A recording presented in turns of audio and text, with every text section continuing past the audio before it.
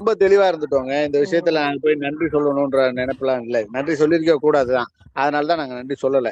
எல்லாரும் வந்து இல்ல நம்ம சொல்லியிருக்கலாம் அப்படின்லாம் நெறைய பேர் எங்க கட்சியில சொன்னாங்க. எதுக்கு சொல்லணும்? நீங்க அண்ணாமலை வந்து படத்துல அவன் எந்திரிச்சு ரஜினி உட்காருவாரு சீனு தான் ஞாபகம் வந்துச்சு ஸ்டாலின் வீட்டுல.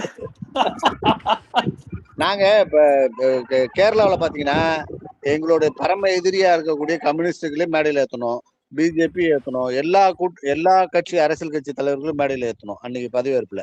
ஓகேங்களா? எங்களுக்கு அரசியல் நாகரிகம்லாம் தெரியும். எங்களுக்கு வகுப்பு எடுக்கிறதுக்கு திராவிட முன்னேற்ற கழகத்துக்கோ அதனுடைய சொ அ தொங்கு சதைகளுக்கோ எந்த விதமான அருகதையும் யோகியதையும் கிடையாது. எங்களுக்கு வகுப்பு எடுக்க இவங்கலாம் ஆளே கிடையாது. நாங்க வந்து ஆனா இந்த எலெக்ஷன் பிரதர், இந்த எலெக்ஷன் மொத்தமாவே சூப்பர்ஸ்டிஷியஸா பேசல. ஆனா எல்லாரையும் மீறி ஒண்ணு ஆனா நடந்து எல்லாமே அது நடக்கணும்னு யார் கையிலயுமே இல்ல. எல்லாம் இது நடக்கணும்னு நடந்த மாதிரி தான் இருக்கு எல்லாமே. 2026 எலெக்ஷன் வந்து லைஃப் டைம்ல ஒரே எலெக்ஷன் மட்டும் தான் இப்படி அமையும். இது வரைக்கும் நம்ம திருப்பி இந்த மாதிரி ஒரு எலெக்ஷனை பார்க்கவே முடியாது.